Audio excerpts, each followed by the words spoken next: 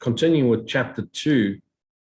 So we now look at chapter 2, section 2, the atonement as defense, or as I like to break this word, at-one-ment. Such an interesting letter, at-one-ment, the joining up and becoming one again. The atonement as a defense. Now, defenses is our strength, but you need to contextualize the word defense in this context right now, and I'll try and explain it so that you fully understand it as clearly as I can. You can do anything I ask. Now, this is, remember, you're in the state of I amness right now. So it's the Christ mind, the fully awakened mind, dialing one level down to the decision maker, just one level. You're at that point where you can choose right-minded or wrong-minded. And so Christ's mind, imbued with the memory of God, God's Holy Spirit, is now talking directly to us. It's not talking to us in a belief in a body mind. It's not talking to you as a separate activity in the dream, as a body mind. It's talking to you as the dreamer, the Holy Son of God. And it's asking you to choose. Do you want to believe in illusions, the universe you've created and the body that you think you are? Or do you want to believe in truth, right-mindedness, miracle-mindedness, realizing that nothing you've dreamt has any impact whatsoever and nothing has changed you? That's who it's talking to directly. So you have to absorb this course and go gently into this course from a non-dual perspective, realizing I am that I am. I am in God. I'm God's Holy Son. I'm only dreaming that I'm separate. From that perspective, I now choose again. I have asked you to perform miracles, and I've made it clear that miracles are natural. And here's another word, corrective. So it's not actually doing anything, it's just correcting misperception. Healing, meaning, again, bringing it back to its natural state. So healing is the natural state. It is what you are. And universal. So it is throughout the entire universe. There is nothing they cannot do. Nothing miracles cannot do. And you are a miracle. There's nothing that you cannot do. But they cannot be performed in the spirit of doubt and fear. So, Holy Spirit, Holy Son of God, Holy Self, Christ mind, you. When you doubt, when you're in fear, don't try and apply. Rather, rest, abide, recharge in the abidance in your holiest spirit. When you're afraid of anything, you are acknowledging its power to hurt you. This is very, very powerful line. This is vitally important that you understand. When you are afraid of anything, the future, the war, the separation, the virus, the disease, the vaccine, the whatever, you are acknowledging its power to hurt you. Remember that where your heart is, there is your treasure also. So where's your heart? In God. What's your treasure? God. There's your heart in the world, in the manifestations, in the law, in special love relationships. There you will also be. You believe in what you value. And think of what religion and dogma has done. It made us believe in separateness between us and God, and the value of not only God, but our separateness as well. If you are afraid, you will inevitably value wrongly if you are afraid. Let fear go. By endowing all thoughts with equal power will inevitably destroy peace. That's why the Bible speaks of the peace of God which passeth understanding. This is the same thing as I say when I say it's the transcendence of understanding into the knowing. And when you know yourself, you'll know yourself as the peace of God, as the love of God. And that transcends understanding. Because you may understand I'm the love of God, I'm the peace of God, and I'm the Son of God. You may understand it. You get it mentally, intellectually, philosophically. But until you know it, it's meaningless. Well, it's in the direction, but it remains meaningless because it still remains out of your grasp. This piece is totally incapable of being shaken by errors of any kind. And you'll only know that when you go there. And this is why this course, the non-dual path, the path of self-inquiry, the path of continuous forgiveness, getting rid of the data, the error of any kind, is the only way to know yourself as the love and peace of God, to be yourself knowingly. Knowingly is what? As the peace, love, and joy of God. This peace is totally incapable of being shaken. It's complete. You cannot, no matter what happens of any kind. It denies the ability of anything not of God to affect you. And think about what has affected you today. What's affected you this week? What's affected you this year? What's affected you in your life? Whatever's affected you, negatively or positively, okay, is not real. Because what God affects you of lightens you up until nothing affects you. It lightens your density. It lightens your mind, thinking it's a body mind. Its reality is this world. It lightens it up and frees you to be the light of the world. What is the light of the world? It's the love of the world, the love of God in the world. This is the proper use of denial. So it's the deny that nothing you feel, touch, smell, taste is real. It is not used to hide anything but to correct error. It brings all error into the light. And since error and darkness are the same, it corrects error automatically. So when you become yourself knowingly, when you know yourself as the love and light and joy of God, what happens to the density of ideologies and ideas and beliefs of body, mind, and separateness? Since they are not real, since they are perceived aspects of illusion, when you bring a shadow into the light, what happens to it? It dissolves. As the closer the shadow comes to the light simply dissolves it. It's like rock, paper, scissors. So you bring the sun and the rock and it all melts under the sun. The light melts everything away. So it doesn't destroy it, doesn't break it up. It simply dissolves because it was never real. Dissolving is a concession for another word. It just melts away. It's not there. It brings all error into light. And since error and darkness are the same, it corrects error automatically. It brings it into reality. So you realize this perception that is, I call illusions, the universe is not an illusion. It's all me, misperceived. So what I see is buildings, people, places, things, events, planets, universes. What do I see when I see correctly? I see pure light. I don't see I am light, and so light extends itself. So what happens to the illusion of the universe? It's seen anew as pure light. So be careful. Again, I remind you, don't say it's all illusion. It's perceived in illusion. Projector, a pure light is shone through a filter, and that filter is blue. What appears on the screen? Blue. Is the light blue? No, the filter is the error. Take the error away, pure light on the screen. If you've got a clear, transparent piece of paper and you draw a smiley face on it and project the light through it, what do you see on the screen? A smiley face. Is the smiley face there? No, it's a happier version of you, of a dense once upon a time, dark you. But what happens? You take the filter of the smiley face away. What is there? Pure light. Where's the smiley face? Never existed. Where's the body mind? Never existed. Where are you? Never existed. Where's Jesus? Never existed. What actually existed? Pure light, Christ mind. What is Christ mind? The extension of the light and love of God. What is the light and love of God? It's source energy itself. Father and Son are one. Atonement. At one mint. The extension and the realization, the recognition that I and my Father are one. The atonement.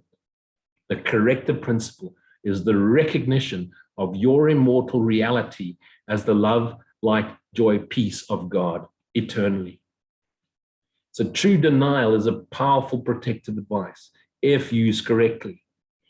You can and should deny any belief that error can hurt you, that the past can hurt you, that what you've experienced is harming you and is preventing you from living out your life, that it's debilitating you, that whatever error you believe you have physically, emotionally, mentally, psychologically is preventing you from being loved, from being joyous, because you're attaching past to present. You're attaching illusions that never existed into the present and putting it in front. It becomes the filter onto your projector. And what do you see in the future? More of your past in the future. Let it go. So you deny the past. You deny the fact that this body mind is real. but realizing it's just a misprojection of your true reality. This kind of denial is not a concealment, but a correction. It's saying the filter isn't there. I put the filter there. I am the light through which the world is known. My true self, myself, is the source of the light through which myself is known. Myself is the light itself, and that light is an extension of the love and light of God. Your right mind, in other words, your miracle mind, depends on it. So you can only be in right-mindedness, which means miracle-mindedness, when you choose to let go of all ideologies, all beliefs. So it's the denial of beliefs, the denial that you are a man, a woman, a this, or that. You should do this, you should do that. That you and God, and that you've sinned, let it go, let it go. Denial of error is a strong defense of truth. But the denial of truth results in miscreation. Okay, so the light has misperceived its creations. So we see planets, universes, this world, body, minds. It's a misperception of truth. The projections of the ego. In the service of the light, the mind, in the service of the right mind, the denial of error frees the mind. I am not a body, I am free. I am still as God created me. You know the lesson. And reestablishes the freedom of the will. I will to will thy will. Give us this day our daily bread. I will to will thy will. Give me the power to will thy will. So it's a conscientious decision. It's the decision you make. Choose again. Right-minded. Holy Spirit, memory of God, help me to see again and reestablish the freedom of my will to will thy will. When the will is really free, as it is, okay, just misperceived again, it cannot miscreate because it recognizes only truth. Where goes the vision boards? They disappear. What do you want to do? Serve, abide and serve and ask. Simply show me another way to do this. Where would you have me go? What would you have me do? How would you have me say it? To whom would you have me say it? This becomes the path of the miracle worker. Don't change your careers, don't change your job. Just be as you are, but be knowingly as you are, the light and love of God. You can defend the truth as well as error. Truth has no need for defense. The means are easier to understand after the value of the goal is firmly established. So we love to create the goals and then go and defend the illusions. It is a question of what it is for. What do you want truth for? What do you want to know yourself for? Why? Because what is it that we all want? We all want to be happy. Behind any chase of religion, enlightenment, any journey you want to go on, anything you want to do, anything you want to own, why do you want it? Because you want to be happy. Why do you want special love relationships? Because you believe it'll make you happy. So when you understand what it's for, you can defend anything. Everyone defends his treasure, especially the special love relationships, especially his identity, especially his identity beliefs, the beliefs which identify him as a Christian, as a Muslim, as a Jew, as a this, as a that, as a this, in a man, and as this Republican or Democrat or right wing, left wing. We defend this. We defend our treasure. Our treasure, why? Because our treasure is our ego, body, mind identification, our identity. And we have a tendency to do so automatically. We get so upset if someone in our tribe is attacked because we, by association, personify with that. We personify with our heroes, our sport heroes. If someone says something against them, we attack and defend them vehemently. Why? Because we've identified with other body minds. The real questions are, what do you treasure? Seek ye first the kingdom of heaven. And how much do you treasure it? Once you have learned to consider these questions and bring them all into your actions, you will have little difficulty in clarifying the means. What is the means? Holy Spirit. The means are available whenever you ask. Why? It's always within you. You can, however, save time if you do not protract the steps unduly. The correct focus will shorten it immeasurably. So self-inquiry. What is it for? What do I want this for? Start with, am I aware? What is it that I truly want? I want to be happy. Why do I want to be happy? Because I want to know myself. I want to be at peace. Why do I want to be at peace? Because I don't have any. Because no matter what I create, whatever I bring into my life, people, places, things and events, I still remain unhappy. So I want to be happy, and I want to be happy eternally. Why? because something tells me that's the way it's meant to be. Something calls me and says, you're meant to be this. And I know this deep within myself. How do I know? I know because it abides in my being as the very essence of what I am. Okay. So the correct focus, seek you first the kingdom, will shorten time immeasurably. The atonement, the at-one-ment, is the only defense that cannot be used destructively because it is not a device you've made. The atonement principle was in effect long before the atonement began. Why? It's the oneness of all, the at-one-ment. God and his sons are one. Okay. And so when you fell asleep, the atonement principle didn't end or start just for you. The atonement principle is what one has, what one son of God has, every son of God has, because it's all pure light. Every light cell, alike it's every other light cell. The principle was love, and the atonement was an act of love, so the extension of love. Acts were not necessary before the separation because the belief in space-time did not exist. Space-time exists only in the dream. It was only after the separation, in other words, the dream began, that the atonement and the conditions necessary for its fulfillment were planned. Planned by whom? Planned by the one who holds you in its highest regard, the one that knows you're an extension of itself, God. And so God, knowing he cannot go into the secret dream, poured his voice into the dream, his Holy Spirit, the memory of him, so that in your dream you could find a way back to yourself, you holy Son of God. A defense so splendid was needed that it could not be misused, although it could be refused, and that's what we've done in the denial of our true self, as we choose to rather identify with this body mind. Refusal could not turn into a weapon of attack, which is the inherent characteristic of other defenses. Think of any defense you create. Create a weapon to defend yourself, and you can attack with it. Create a wall to defend yourself, and the wall becomes a vantage point from which you attack your opponents. Every single defense in this universe, every education you build to identify with as something better than what happens becomes an attack on everybody else. The atonement, not like that. The atonement thus becomes the only defense that is not a two-edged sword. And that is the most remarkable line. So the atonement can only heal because it is healing itself. It is, you are. You never heal. You are healed. You are in a permanent state of healing, or you're in a perfect state of well-being. Healing is a concept that needed to be overcome when you believed that you could be harmed or decayed or aged or diseased in any way. The atonement was built into space-time belief to set a limit on the need for the belief itself. Isn't that beautiful? So it was created temporarily so that you could transcend understanding into knowing. And the minute you know yourself as the Holy Self, that belief is no longer needed because space-time dissolves in the light of your awareness. And ultimately, to make learning complete. The atonement is the final lesson. Learning itself, like the classroom in which it occurs, is always temporary and it's a temporal state. The ability to learn has no value when change is no longer necessary. Why would you need to learn when you know?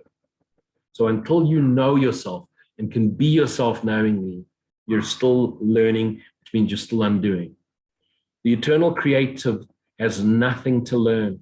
Why? Because love, light, is creativity itself. God is the creative element itself. You can learn to improve your perception.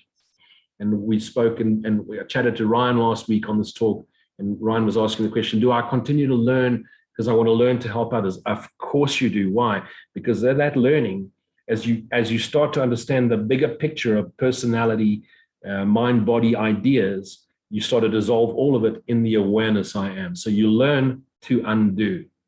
You can learn to improve your perceptions, become better and a better learner. Why? Because you're learning to see the bigger picture and you start to realize how you fractured yourself into the billions of different ways. But the answer is in any of those beings, because any one of them contains the DNA of the being itself that is dreaming.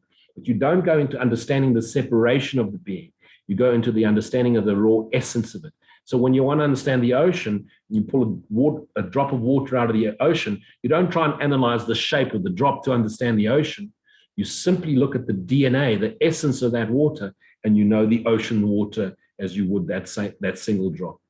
And that brings you closer and closer, accord with the sonship. But the sonship itself is a perfect creation, and perfection is not a matter of degree, because it's all exactly the same.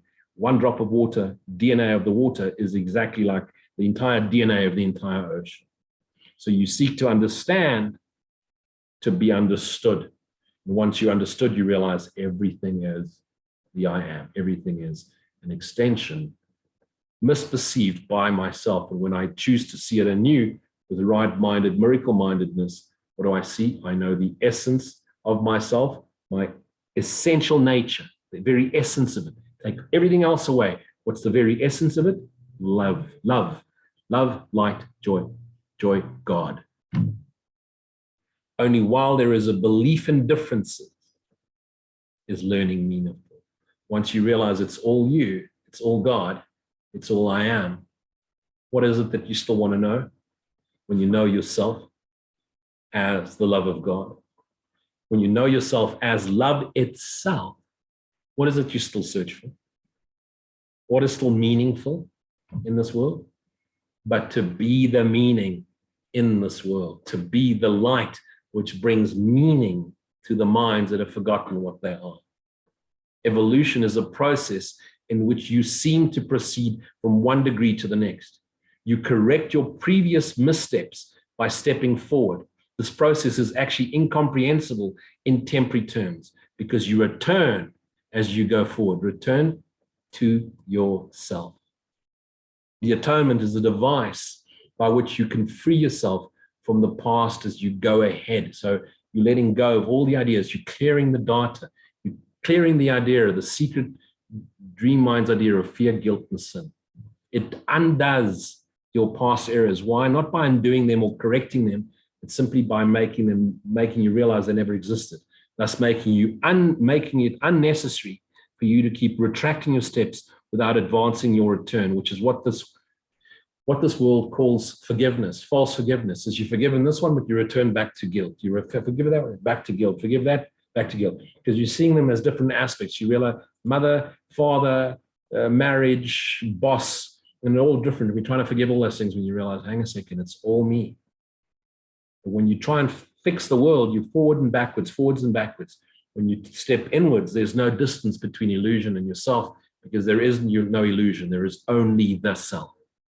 In this sense, the atonement saves time. Why? Because you're not trying to go out into the world to try and fix it. You're not eat, pray, love, trying to understand all aspects and different religions of the world to try and make some sense of all of it, as I did. Try to study it all, try to make sense of all of it. And what happened, the more I studied, the less I realized I knew. The more I try to understand, the less I realized. And so letting go and turning inwards after 40 years of studying and 40 years of searching, eventually the self revealed. In this sense, the atonement saves time, but like the miracle, it serves, does not abolish it. Okay. As long as there is need for atonement, there is a need for time. So remember, time is still in the dream, so it doesn't abolish it because you are still the dreaming mind trapped in the idea and the perception and the preception in the incorrect perception of yourself, the incorrect perception of love, the universe. But the atonement is as a completed plan, has a unique relationship to time. Why? Because it's given you in the dream. Until the atonement is complete, until the realization that there's only one, the I am, its various phases will proceed in what appears to be time. But the whole atonement stands at time's end. Why? The atonement means the realization, atonement, awakening, enlightenment, the realization I am. I fell asleep, dreamt the dream, where I dreamt I was billions of beings, and as the Course says, I but travel in dreams to a place I'd never left, to a time that doesn't exist, to a home which is myself. At the end point, at that point, the bridge of return has been built, and that's the Holy Spirit. God's Holy Spirit brings us home. We just get ourselves to the bridge, and that's all we need to do. We need to get our place, a place of recognition where I and my Father are one, not in understanding, but in knowing. And that's what this Course is doing. It's through a process of forgiveness and letting go of all the erroneous concepts of what we are and what the world is, we get to the place of our essential nature, the very essence of what we are, where I know I am, the knowing of myself. I abide in the heart, where I know myself as the love of God. The atonement is total commitment. And that's why so many people, you see this on Facebook and YouTube, and they go then, why the course is so bad, and I had to give this up and I had to give that up. You need to give up nothing. You've misunderstood the course. If you think this is a course about sacrifice, about scarcity, about giving up, there's nothing to give up. You give up but illusions. The only thing the course asks you to give up is your belief in illusions. Oh, but I'm going to lose the joy, I'm going to lose my family, you're going to lose nothing. You're still going to abide as this body mind, but abide knowingly in yourself. It doesn't ask you to give anything up. It doesn't ask you to get rid of your marriage or your children or go and live under a Bodhi tree and chant all day long in some mantra that you don't even understand the words. It's simply asking you to pour yourself lovingly into your creations, into the world, to act when called upon from a place of love. It's not asking you to give up. It's not asking you to denounce. This course does nothing but propagate the love of Christ for everyone. It's not anti this, it's not anti that, it's not anti-Christianity, it's not anti-Muslim, it's not anti-Jew, it's not anti-anything. It's pro-love. It's the very essence of what the Buddha was, the Krishna was, what Muhammad tried to stand for. It's the very essence of be knowingly yourself as the love of God. So anyone that speaks negatively of this course has misunderstood this course completely. This is a course that teaches you that the mind is incorrect. See anew. It's not a course about love. It's a course that makes you realize the self. Look at it new. And when you recognize the self, you recognize the self as the love of God, extended eternally, ever present here now. Okay, just misperceived as a body mind, as a world, because I chose to find my way home a different way. And what did I do? I just miscreated. The atonement is total commitment. It's not something you do partially. And it's not something you do partially and you need to give up everything else. There's nothing to give up. You continue doing whatever it is you do. You just choose willingly to remember. You choose willingly to be shown. You surrender. You say, I don't know what everything is for. I'll continue doing my best with what I have. But Holy Spirit, the memory of God, show me another way to see this. You may still think this is associated with loss, a mistake that all separate sons of God make in one way or another. Please don't. Take it from me, who at one stage started selling everything he owned, started giving things away. You know, things that I love, paintings and motorcycles and cars. Oh, why? Because it's all you. It's all you. Art, beauty, nature, it's all you. And what you see as beautiful, it's you. And what you see as ugly is you reflected back at you. So eventually the mind changes and sees everything as love. You may still think this is associated with loss. I'll read this again. A mistake all separate sons of God make in one way or another. And when you hear criticism of this course, it's a mistake by separated belief in separated sons of God. It is hard to believe a defense that cannot attack is the best defense. Hey, take it from someone who studied Aikido and was a Springbok kickboxer and fought physically his whole life. You know, Aikido, there's no form of defense in Aikido. Concentric circles, everything hurt. Everything either hurt me or hurt them. Okay? Defense. What is defense? What are you defending against? Ideologies. The fact that you believe you're a body mind and therefore can be harmed, die, and be hurt. And therefore, if I can harm, be harmed, die, and hurt, or hurt and die, then I can also harm, hurt, and kill. This is what is meant by the meek shall inherit the earth. They will literally take it over because of their strength. Defenselessness is your greatest strength. Step above the battlefield. Take no sides, but choose to be the healing for both. A two-way defense is inherently weak precisely because it has two edges and can be turned against you very unexpectedly. So every form of defense eventually turns an attack. I speak from experience. This possibility cannot be controlled except by miracles. The miracle turns the defense of atonement to your real protection. As you become more and more secure, you assume your natural talent of protecting others. How do you protect others? You expand the love of God onto all of them, knowing yourself as both a brother and a son. Hell, if I'd only known this as a young man and all the years I spent beating myself up and martial arting until the cows came home. Why? The deep inherent fear that as a body mind, therefore could be harmed, therefore could die. And so learn to kill so that you never get killed. And what do? You inevitably become a weapon. And what inevitably happens as you become that, you attract that which you become, that which you treasure. And so my life was filled with attack and defend, the hero on the white horse, except that one had, wheels and an engine in between. And what did I do? I was just constantly angry. Why me? Why am I always being attacked? Why? Because my mind was filled with attack thoughts.